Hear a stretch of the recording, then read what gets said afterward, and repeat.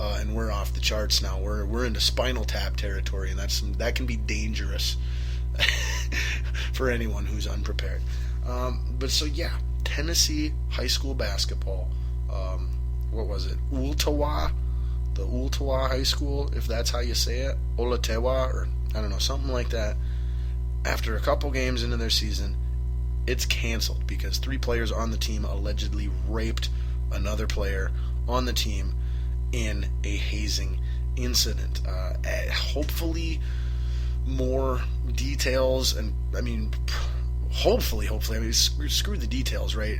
Hopefully, more justice prevails in this story, and change is implemented, and as those things happen, assuming that, you know, Espen and Keffin and you know, the national big sports medias of the world cover it and let me know, I will let you know then how that story continues to play out. But for now, that's what we got. 3 high school basketball players, 3 high school basketball playing boys in Tennessee decided to haze another player on their team when they were going to a, you know, tournament, or while they were at a tournament, and instead of, you know, shoving his face in a toilet or you know, writing on his forehead with permanent, well, the face in the toilet is pretty bad. Well, let's go for some better stuff. Let's, you know, instead of the whole, well, we gave you a bad haircut when you weren't looking, or you know, we wrote on your head in permanent marker, you know, something like that. And instead of something like that, let's rape him. Let's gang rape him. Let's have a bunch of us get around and rape this kid. Absolutely terrible. What the F is wrong with people? You know, is really what it boils down to. And what the F is wrong with these 3 kids' parents? You know, the 3 kids who did this to another kid, what's wrong with their parents? Yeah, your kids are accountable for their actions, but your kids wouldn't be acting like this if you weren't worthless parents. That's right, I'm calling all 3 of those kids as parents, you know, who are alleged for committing the crime. I'm calling all of their parents worthless, flat out worthless. If you raise a human being that can, in good conscience, do these things to another human being, then you're a terrible, worthless parent, and it's very much your fault, as well as your child's. Ultimately, they still make the final call, but like I said, they wouldn't have these thoughts and feelings in the first place if you were a good parent, but you're not. You're worthless. So, there we go. All right, let's get off that. Let's get to some positivity, some actual playing of games, some statistics, some analysis, not just story and opinion. But it's pretty hot topic, though. Hot story, right? So you can understand, especially as being someone who played high school sports and treasures those memories and those lessons that I took from that, and the time I spent being able to do said things,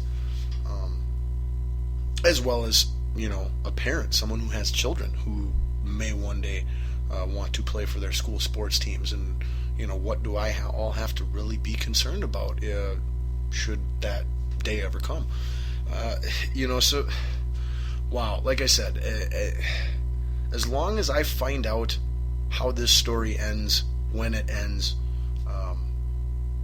or any changes in it as it progresses, I will definitely pass them on to you. But now let us put out Balls on Fire. You said put out. Yeah, you said put out. And let us get to some other topics. We got so much football on the show tonight. I think we need to go from Balls on Fire directly into the spew. That's right, we're going from the fire, from out of the fire, and into the spew. No time in between. What is the spew, you ask? Well, if you have listened for the last 2-3 months, you know that the spew is what we call our weekly football talk. Listener recommended segment name. Thank you, anonymous listener. I love when people who listen to the show, A, let me know they're listening to the show, and B, you know, give me feedback. Let me know what they agreed with, what they disagreed with, if they have any ideas for anything. I'm all inviting, all welcoming in those regards. So again, thanks to said anonymous valued listener for that suggestion. Now, the obvious place to start here with the spew would be Vikings, of course, but since we already did Balls on Fire, and I'm fired up about the Vikings as well, I'm thinking the appropriate thing would be to have a filler match in between there, and it's a heck of a filler match, by the way.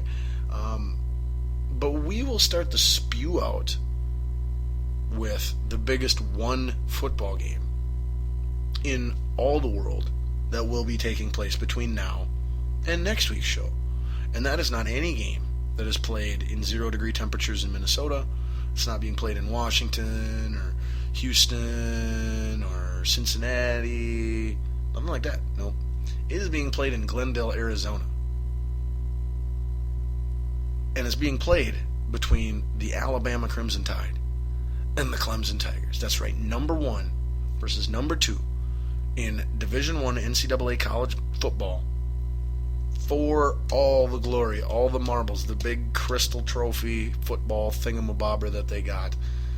A champion will be decided this Monday. Starts at 7:30 Central Standard Time in the evening on ESPN. I will definitely be watching, flipping back and forth between that and Monday Night Raw, or perhaps I will just DVR Raw, watch the game in its entirety, and then rewatch Raw sometime the next day or two after that. But so yeah, let's start out the spew with college football national championship, recapping all the other bowls as well. College football, starting the spew. Now that I'm thinking about it, we're gonna start this college football spew off with all the bowl games that have taken place up until now. We should work our way up until the final big game of the season, not start there and then go backwards.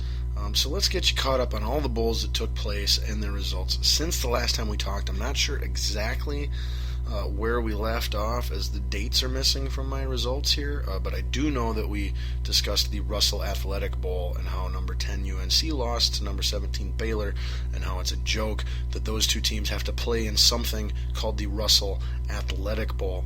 But so I'm pretty sure we did that one in Colorado State. So let's start here on ones that I got right again and then just go down the list.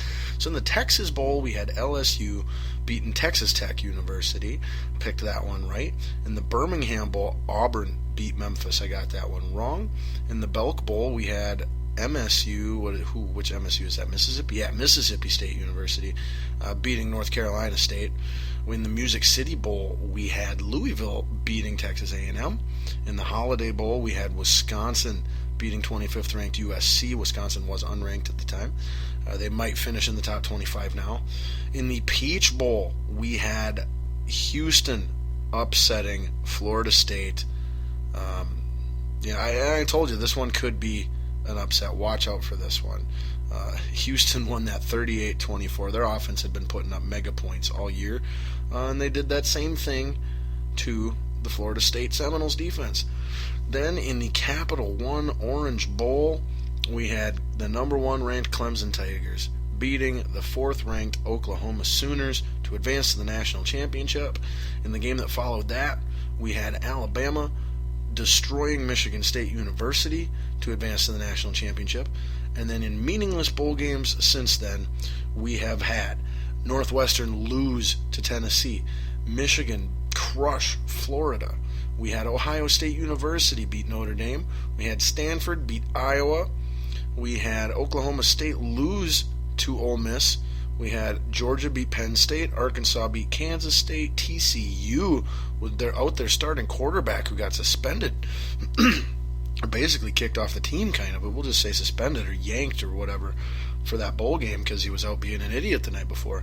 They beat Oregon, so a great story there. And then in the final meaningless bowl game, we had West Virginia beat Arizona State, who at the beginning of the season I predicted was going to win the Pac-12 and be in the Final Four playoffs. So, speaking of, well, let's see. So where does that leave me for my bowl picks? Okay, so I correctly got 23 out of 41 bowl games picked correctly. So I'm doing better than half, I guess. It's not too bad.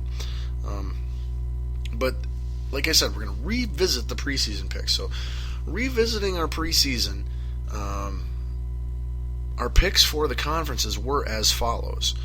Ohio State from the Big Ten. However, I did say that the winner of the Big Ten will come off of that east side for sure, not the west. And Michigan State is your most likely team to dethrone, to surpass Ohio State should someone surpass them. So, I had a little bit right there. I wasn't completely right, but I had a little bit right. Where else was I way wrong? Like I said, Pac-12, I picked Arizona State, Arizona, and one other team. I didn't have Oregon or Stanford. If I was smart, I would have picked Stanford.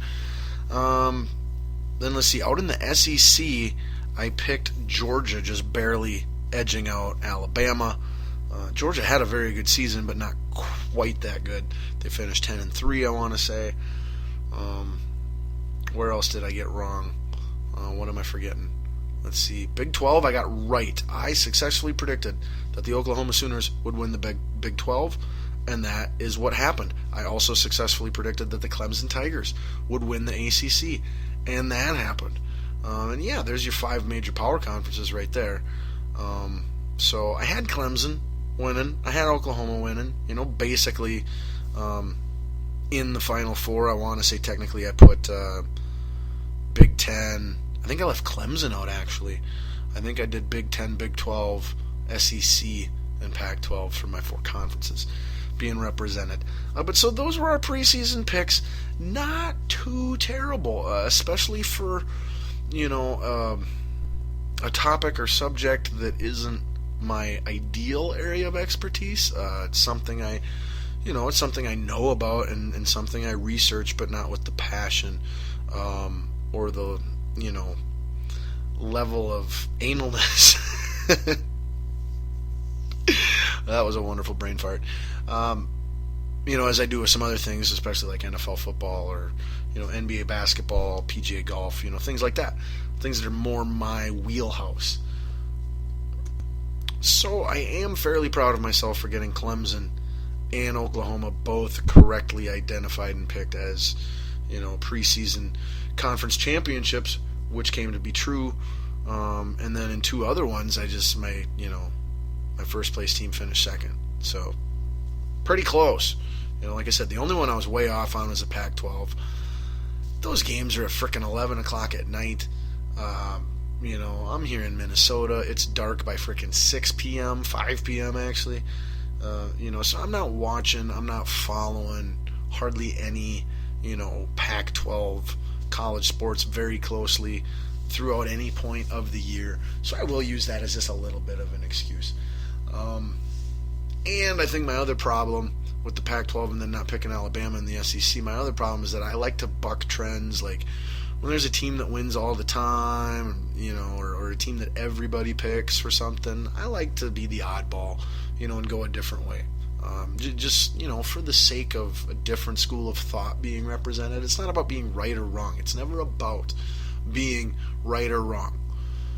Getting slightly off topic. For the record, though, this is important, okay? If I am ever talking sports with you at any point in time in our lives, okay, whether it be face-to-face, over the airwaves, through the show, whatever, okay? If I'm ever talking sports with any of you, it is never, ever about me being right or wrong or you being right or wrong. It's never about right or wrong. It is all, for me, it is all about how you arrive at your perspective, how you arrive at your opinion, how you arrive at your conclusion, your feelings, your thoughts. How you arrive at those things is all I'm looking for. What you've actually arrived at, I could care less if it's exactly what I think or if it's the opposite that I think. I want to hear your explanation, and I will respond to what you're saying based off of how good your explanation is for your point of view, not based off of how similar or how different it is than mine. So please, it just, it felt that recent events made me feel that I should clarify that. And so please, clarity from here on out. I don't want to have to